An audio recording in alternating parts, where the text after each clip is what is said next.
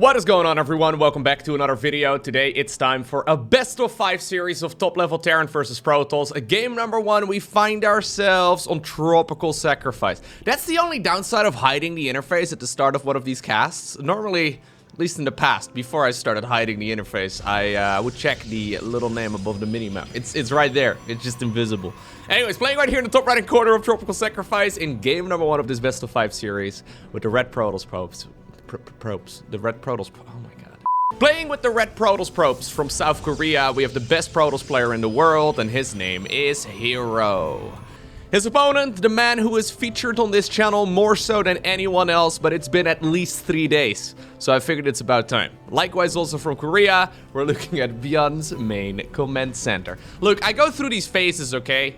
At least historically speaking, I had a period of time where I was featuring Reynar every other day. I featured a ton of Clim games as well. For a while, especially with Terran, I was casting a ton of Cure.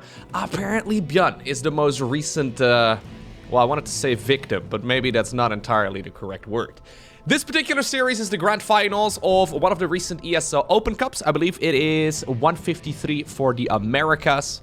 Now, technically speaking, I believe they have to play on the American server. I'm not entirely sure if they actually do so. Like, I'm not exactly sure what the rules are.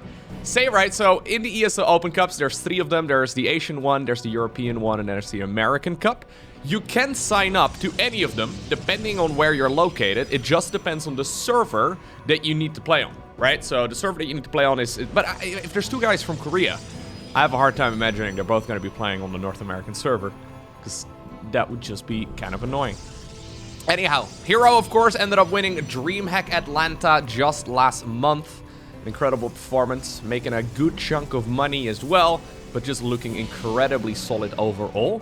ByuN having a little bit more of a disappointing performance at that particular tournament. I mean, he made it to the round of 16, which for many players would be, well, the run of a lifetime. But for someone of ByuN's caliber, that is a little bit of an underperformance. He ended up getting 3-0'd in the round of 16 by ZAUN, who of course is another Korean Protoss player. So, yeah, I would definitely rate herO a little bit higher up than ByuN.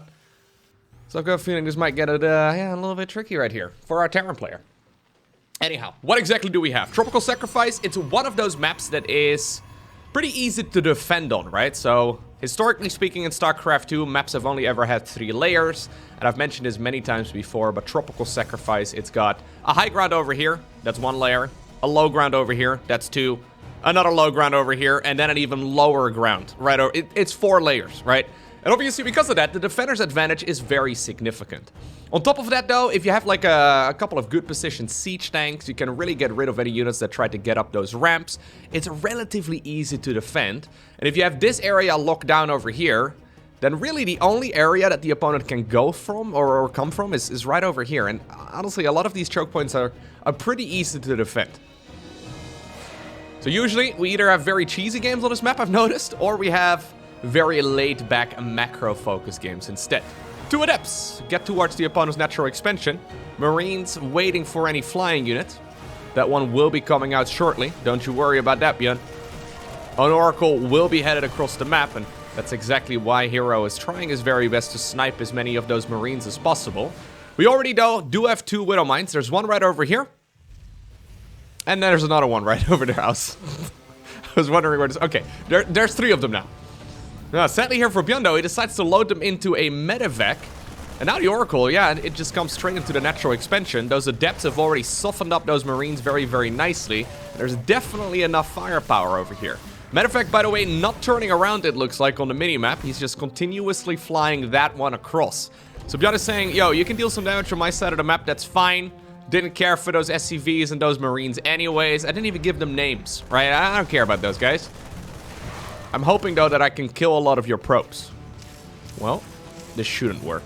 Nope, I don't agree with this decision at all, ByuN. Nice little bit of control right here. Out of herO in the earlier stages of this game. Almost taunting right now is ByuN. With that SCV that is just barely out of range. That one, however, not so lucky. Okay, Widow Mine dropping the main. Trying to be obnoxious. Constantly retargeting. Look at that cool Phoenix here. Lifting that one Widow Mine sideways. That's when you know you're dealing with a badass. Looks like it's gone. Now in the natural, though, we have a little bit of trouble as one of the Widow Mines is ready to fire once again. And it doesn't happen. Well, I mean, It happens, but not really. Okay. So, what exactly do we end up with? Honestly, 6 workers, yes. On both sides of the map. The 2 Widow Mines are definitely not going to be able to make their way home, even though they're trying really hard, but herO is a little bit too good for that. So, let's have a look at the big picture. Definitely still an advantage here for herO, but not as big as the one that I honestly expected here. 3rd command center coming up. So that is what ByuN's transition is going to be, and we see the same thing happening on the other side of the map with a slightly faster 3rd base right here for the Protoss. ByuN apparently not done with the aggression just yet. That's a little bit risky. Okay, he's not done with the aggression just yet, as he decides to go for the Banshee as well as the Banshee cloaking. Now, last time I checked, Banshees are good units, but there's already Phoenixes out on the battlefield. Thing is though, Phoenixes are not in the right place. Oracles aren't either, so he actually has to recall. How many workers can he get? That's going to be the 3rd one. 4? 5? Oh my god. ByuN is such a madman. I wouldn't want to be a unit in his army, because he just throws you away, man. He does not care for you whatsoever. But he throws them away. As long as you trade somewhat mineral and gas efficiently, he'll send you. It sucks, but it is what it is. Yeah. I mean, that's really ambitious. Okay. The Oracles obviously could have casted a Revelation very easily. They will do so eventually, but... could have sworn that that Banshee was dead as well, and somehow that final shot still went off. Okay. So, in the end, I mean, that is 15 workers. 15 workers is actually not bad at all. herO, of course, now has 3 Nexi available. He's going double upgrades as well, so he's playing a pretty greedy game. We also do see double upgrades here coming up for ByuN, but they're quite a bit later. So I do still like this position for herO quite a bit. Mostly because it's tricky for ByuN right now to go for a move out. I mean, he can if he really wants to, but we likely won't be seeing him venture all too far until these upgrades over here are done, right? He's going for additional barracks right now. He's got some additional reactors here. He's going to be able to build up an army, but it's going to take a while. And while currently he does have that supply advantage, his opponent has got the upgrade lead as well as the economical lead. I think herO is reading this very nicely, already going for a very quick 4th Nexus. He knows that right now there's not a whole lot he can do, but he also knows that his opponent can't really do a whole lot. So if he can build on that upgrade and that economical advantage, I think he should be a-okay once the game gets towards the middle stages of it. And I think we're in the mid game right now, right? The early game is definitely over. The mid game, we're in the early mid game. We're in the late early game. Let's leave it at that. Anyhow, ByuN. Yep, constantly tagged over here. He wants to go to that low ground, and he will start, well, harvesting those resources momentarily. There's the Artosa lobe, rather. That's a bit of a tricky one to pronounce. There's also a Tastalope somewhere else on the map. They're a little skittish, but they usually stay alive. Okay.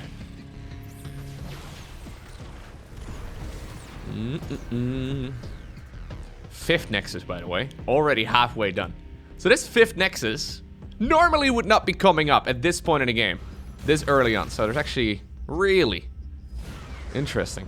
There's actually an auto turret, I think, dropped down out of that Raven. This is, of course, not the new multiplayer balance patch just yet. So these Ravens are still really expensive. I've got a feeling I'm killing 4 workers.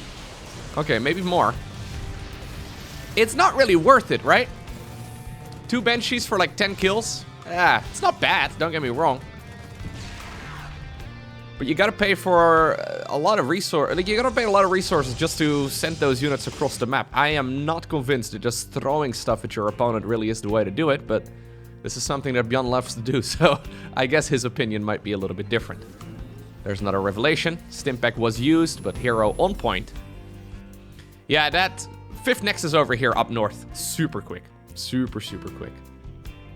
If you look right now at the income advantage, well, you can see exactly when ByuN remembers that he's got mules.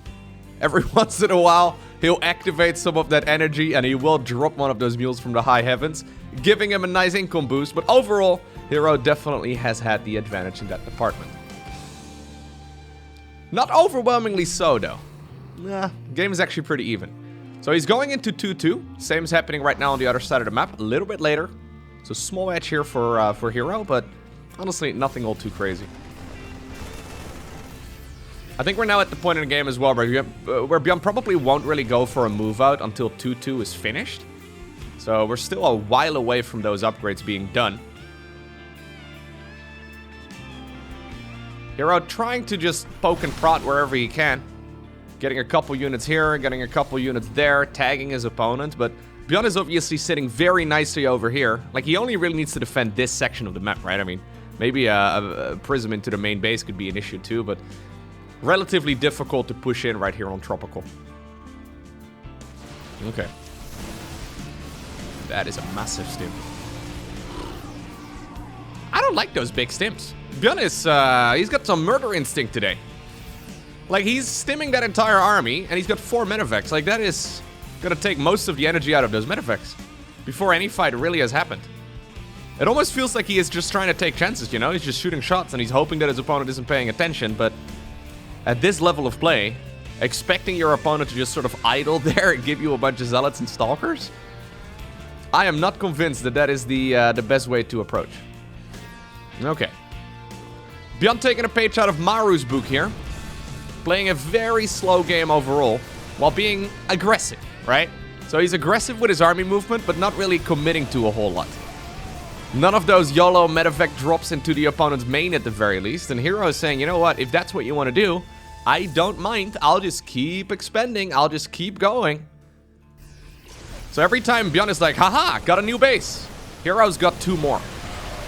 Ooh, okay, some big EMPs, but also a very nice concave there on those zealots. Then again, though, yeah, the Terran bio firepower is just something else. herO's sticking around on an incredibly gateway-focused army, which is nice and all, but he's gonna need to get something else, no? Like, he's... Whoa, my god. Wait, hold up. How many gases does he have? I haven't even paid attention to his gases. This is that Haas style that we have seen many times before. He's sitting only on 2 gases here, and he's not really transitioning towards any robo play at all. This is honestly a little bit dangerous, yeah. So herO apparently feels inspired by Haas, who focuses only on a handful of gases here, and just mineral production everywhere. So he's got an awful lot of zealots that he can produce. He's got 16 gateways right now in total as well. He's got very quick upgrades. He's got a massive economy. But his eventual army, assuming ByuN maxes out here, and he's getting pretty damn close to that, his eventual army is not going to be nearly as strong. No Colossi, no Disruptors, no Archons, no Immortals, none of that. Just Stalkers and Zealots.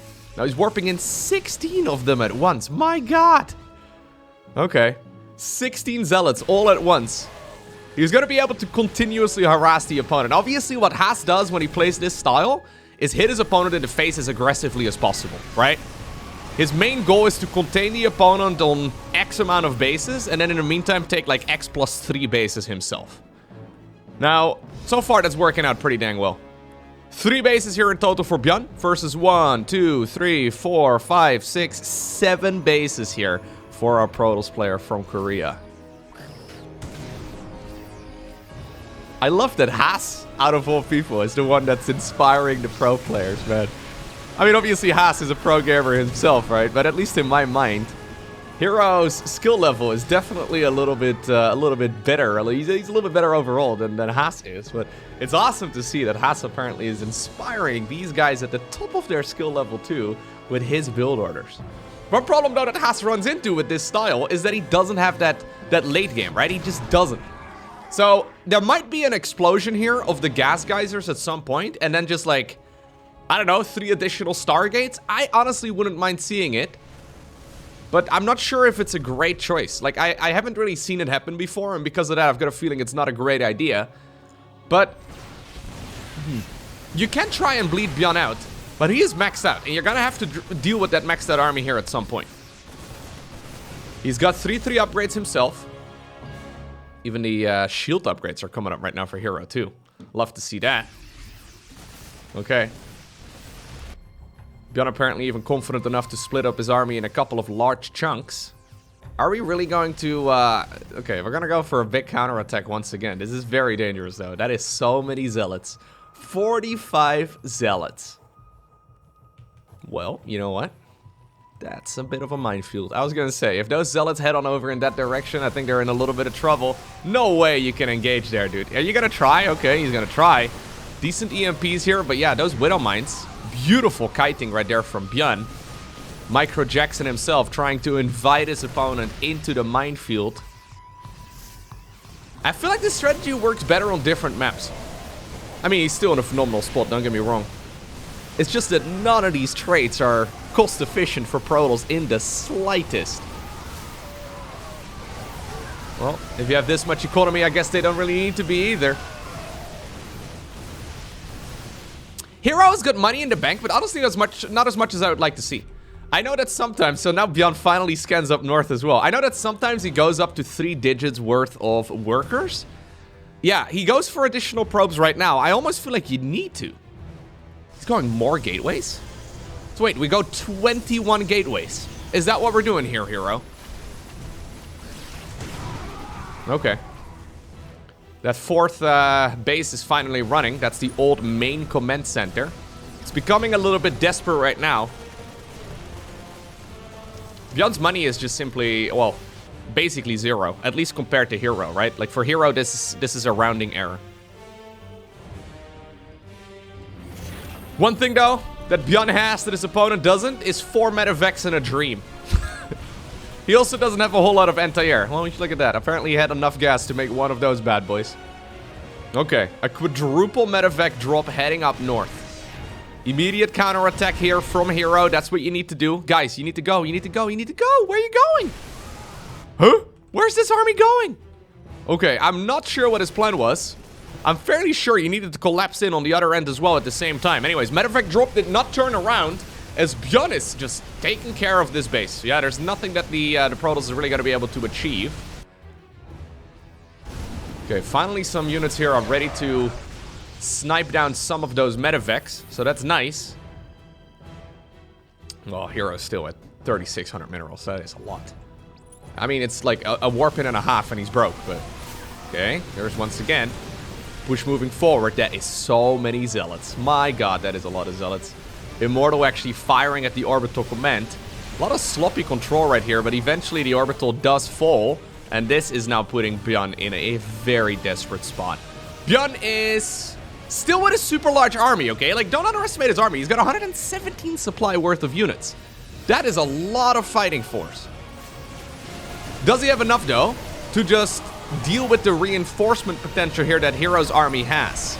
Immortal having a grand old time, continuously powering away, but yeah, it's not enough. The reinforcements, though, is where things get really scary. Look at the bank, though, of herO. It's actually dwindling. I mean, he's got enough for one more warp in, but that's it. 22 gateways. 22 gateways. You kidding me, herO? 22. Okay.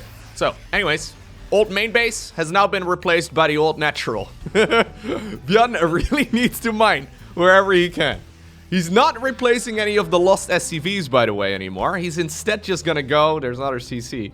He's instead just gonna go for, yeah, just army. So, he's got a ton of army supply.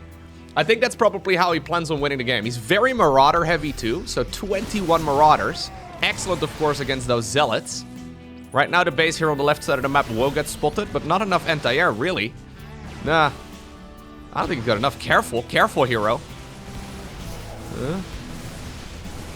Those SCVs actually helping out quite a bit here as well as they soak up a lot of that charge. Okay. In the meantime, Liberator on the right side of the map, being annoying, denying some of that mining that the Protoss player has. Hold up right now. Yeah, so economically speaking, Protoss has been in a phenomenal spot. I am not counting ByuN out. Even though he's been mining like 4 bases less than his opponent, it seems, his army is huge and super Marauder heavy. Those 19 Marauders just will not die against the Zealots. One thing that we see in Haas's playstyle is that he desperately tries to hit. He tries to hit before his opponent ever even gets remotely close to 3-3 research. But ByuN has been there for like 10 minutes. Oh no. Is ByuN actually winning? 4 base? Yeah, ish. 4.5 maybe? It's hard to say how many bases he's got, because in reality he's only got a handful of command centers. But is he actually able to win against herO who's been mining essentially the entire map. Well, at this point, ByuN has got the army lead. That's for certain. 131 supply versus 72. herO decides to go for a counterattack here. Okay. So, are we going to end this with a base race? Are we really? Nah. ByuN doesn't want to do it. ByuN must realize at this point that he's got his opponent on the ropes. As weird of a game as this has been, there's a reason why at the highest level of play, we don't see that Haas playstyle working all too much. And ByuN is showing us perfectly here that, yeah, sure, you may have a gajillion bases. If you can't match my army, I mean, that is in the end what I need to get done. ByuN actually has a supply lead right now. I think he's winning this game. His army is just too big. I mean, there's still a good amount of income here for Protoss, don't get me wrong, but, like, it's really only this base. And ByuN just, yeah, I say that. I'm not 100% convinced. But herO definitely cannot afford to, like, throw away more of those units. He spends his last little bank on a couple zealots and then a few sentries. He's also decided to go for the base here in the bottom right-hand corner, and I think that's an excellent idea.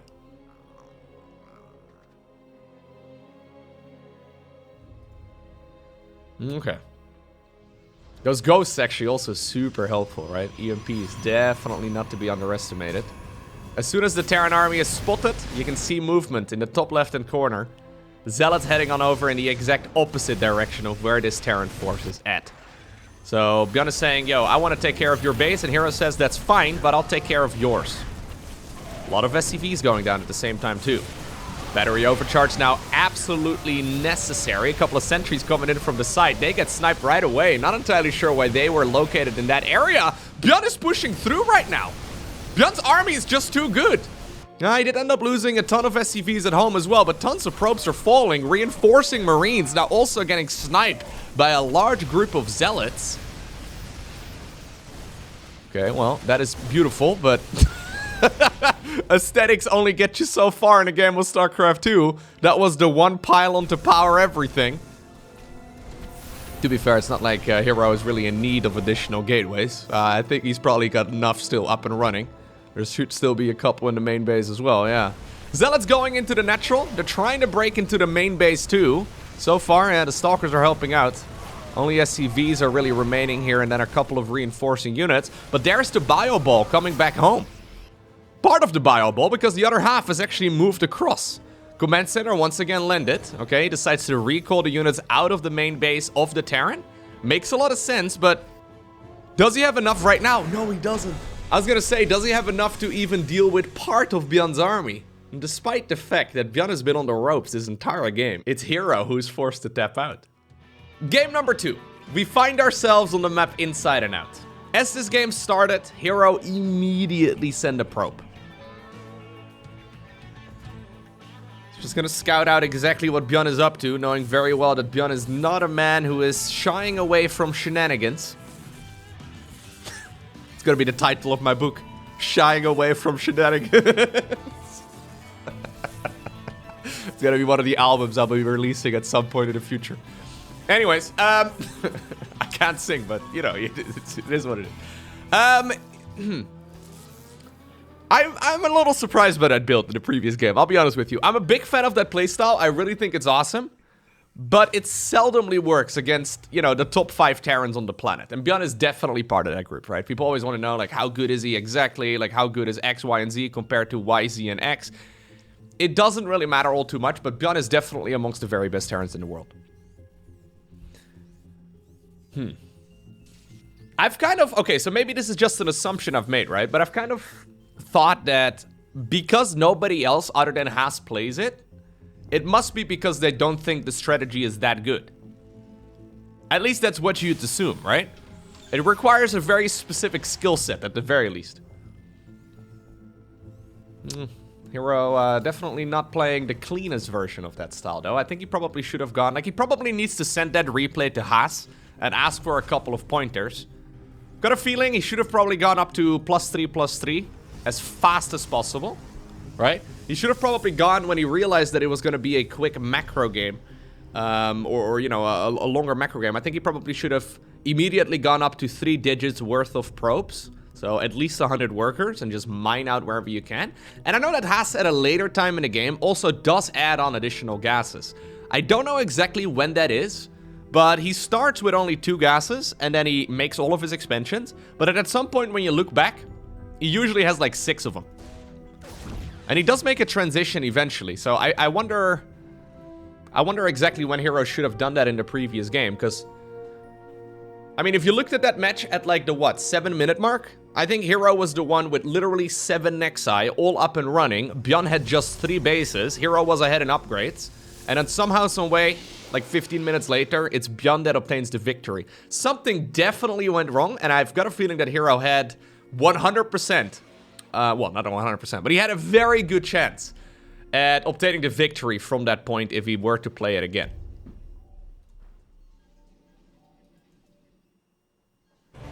Be cool to actually see one of those builds as like the standard, right? Because it can be kind of tricky to play against one of those defensive Terran styles, but it seems that at least the early mid game, the mid of the mid game, and maybe the late mid game even as well, that has playstyle, that heavy expansion focus, it's got a lot of potential. Anyhow, game number 2, we've got a pretty normal opener here. It's gonna be Phoenixes. Beautiful scout, my god, that was literally on the Reaper. Reaper now has to pay for this information with its life, so that's a little sad, but you know what? Well worth it. At least in ByuN's mind, I'm sure. ByuN decided to go for a little bit of a later expansion.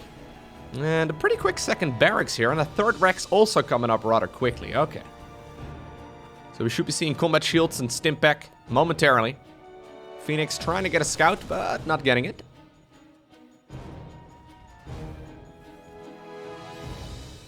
Tech lab numero uno. Well, secondly, you know, anyways, it doesn't really matter all too much. Yeah, herO decides to go pretty deep right now. Lifts that Cyclone momentarily to prevent the lock-on. And now he finally sees exactly what's going on inside of the main base of the Terran. Now, what's the response going to be? Are we already brave enough to throw down a third Nexus? Think so. Yep. He needed 400 minerals. A little bit anticlimactic as I started shouting, I think so! I should have waited. I should have waited.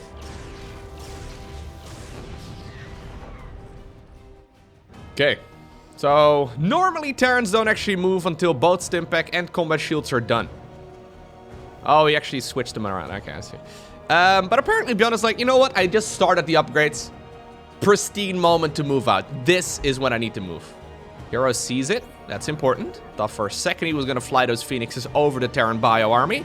That would have been a mistake. Force field. Very nice. Lovely little force field. That's a very dead adept.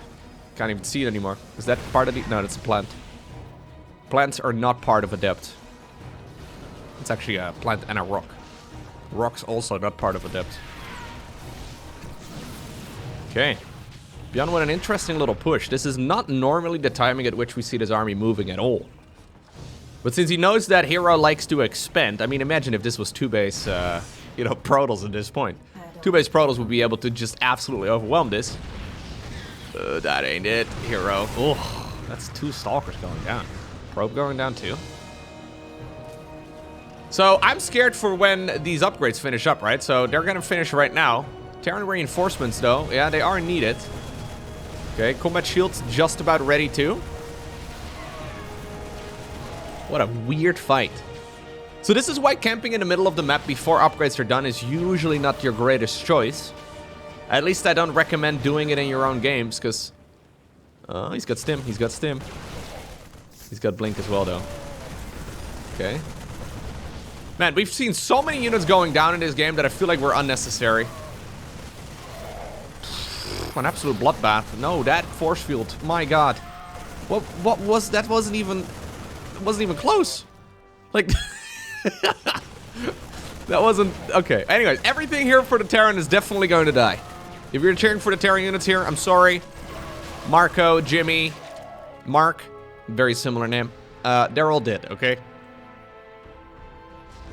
In the end, since it was a bit of a wash here as far as the units go, I don't mind the position here for Protoss very much because he's got that economical lead, right? I feel like that's been a theme in this series so far.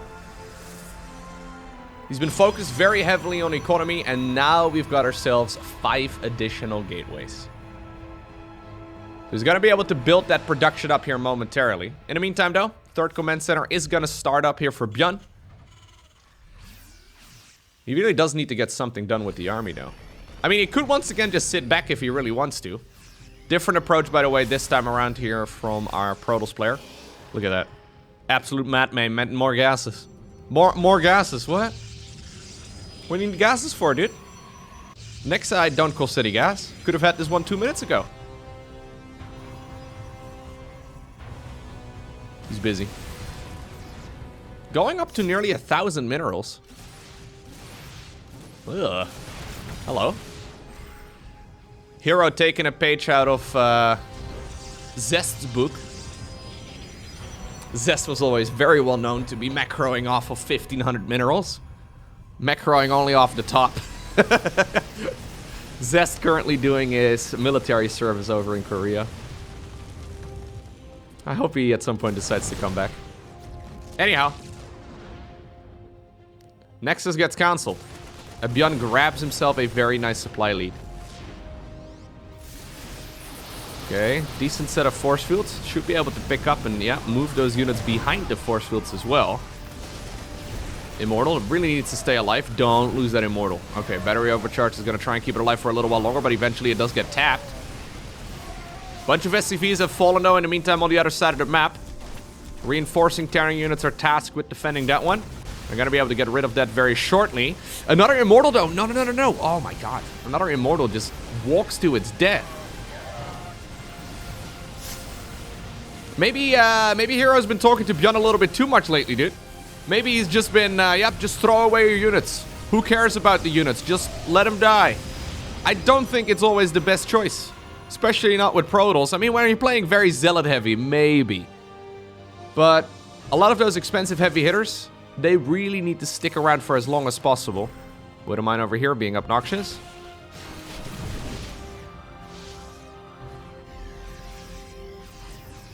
Okay.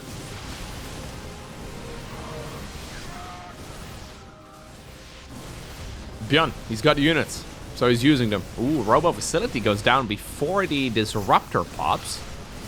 Look at how low in hit points all of these Terran units are. There's no energy on those medevacs either because ByuN has just been continuously pushing. Battery overcharge used, but immediately sniped. ByuN once again taking up shop right there in between the pylon and the Nexus, reducing that service area as much as possible. We don't mind.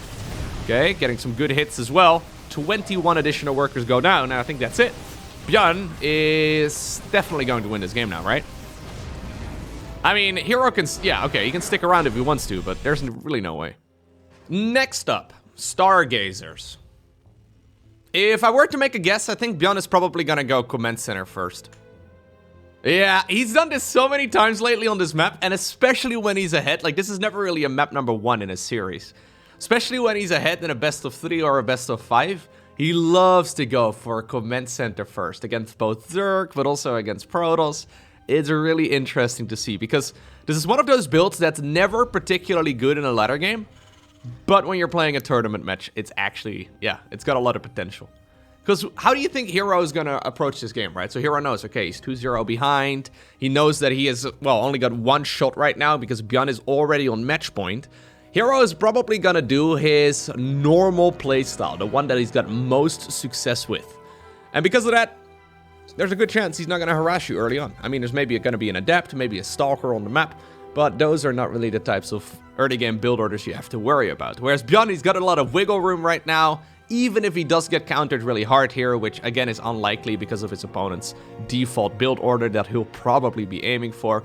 Even though if that happens, even though he, you know, suffers an embarrassing defeat over here, yeah, he's still got a shot, right? He's 2-0 ahead. It doesn't really matter all too much. He can take a bit of a chance. So I'm a big fan of this. I've seen him do this many times before. I think it's very clever. Definitely the right call to make. It does mean, though, that we're going to have a relatively passive early game here coming out of our Terran. Protoss, in the meantime, indeed going for a pretty standard wall. I mean, a bit of a funky one, but we've seen this many times as well. A lot of Protoss players want to block the little jump up pad right over here, or for example, block the things on the high ground. I've been critical of this, especially in Haas's games, because sometimes it just seems a little bit funny to just throw down the structures, you know, willy-nilly. He just throws them down in what seems to be random spots. These aren't random, because at the very least, like, if a Reaper were to get in, at least it can't go, you know, past the mineral line over there in the back. It's always one of those debates, right? So, one of the reasons why you might not want to go for a wall-off as Protoss is because when you think about it, Terran does not have any melee units. Terran does not have any units that require, you know, space to move around in the same way as Protoss has. So if you're setting up restrictions inside of the base for movement, it might actually bite you in the butt in one of the later stages of the game. That's one of the arguments I've heard as to why Protoss players don't necessarily like making wall-offs every single game, because it can actually hurt them more than it can benefit them in the later stages of the game after the Reapers go down. So anyways, herO at this point probably also thinking about what ByuN could be playing at this point, and he knows that there's a very good chance that it is going to be a very fast command center. Because of that, he doesn't really need to wall off anyways, and maybe that's why he's opted to go for the structures over here. A lot of metagaming for sure. Now, this was a quick robo facility. A little bit of an interesting build, yeah. Warp gate at this point is completed. And with that prism, he's going to be able to get units inside of the opponent's base very, very rapidly. Okay. Now, how much does Terran have? He's waiting for a medevac right now, so he can go in for a drop. Careful! You cannot afford losing this prism. Oh, no. Oh, no. Oh, God. Oh, God. Okay. Well, that's ugly. Yeah, no, that's not what you want. That is not what you want at all. Yeah, now immediately ByuN obviously loads his Widow Mines into that medevac, and he goes across the map. Does he take the most obvious route straight towards the opponent's main? Not the most obvious route at the very least. Look at that observer. That observer is scouting for the most obvious route. Okay, well, no. No. Okay. At the very least, the medevac does get spotted. That's something. herO right now, okay, just doubling down on what he was doing. Yep, he's just gonna do more of the same thing, but now it's gonna be quite a bit later. Obviously, he's got more units, so that's something, I guess. But no blink. Well, I guess he's got, you know, the prism. That can kind of give you blink. Let's see. Siege tank now is out. Oh, observer just flies into... This is not the herO we are used to seeing. By the way, in the meantime, there's a little bit of a Widow Mine drop. This is not the herO we are used to seeing, man. He's messing up a little bit here. Maybe a little bit upset at this point in the series.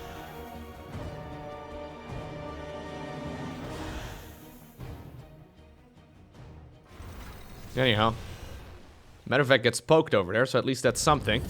Terran forced to stay home for now. He's got a Raven out here too, so ByuN playing it not only just, yeah, very defensively, but also very safe. Prism once again taking a bunch of damage, picking up the Stalkers, but leaving a couple of them behind. Okay, interesting position right there on the NG bay. Siege tank though, repositioning, getting in the range right there off that ramp. Yeah, that NG bay is in a funky spot, so that one will likely go down here. There's the medevac drop. Oh, actually, no. That's the Raven from earlier. I guess he's been satisfied with the fact that there's no Dark Templar, so he's like, you know what? I guess I'll send you in. No pro pool at all. He's just taking the hits to the face. Interesting.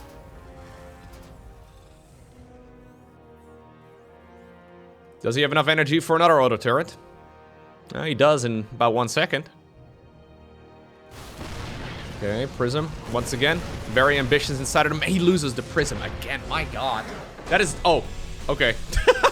I was rubbing my eyes. Apparently, he decided to tap out as soon as he lost that second Prism.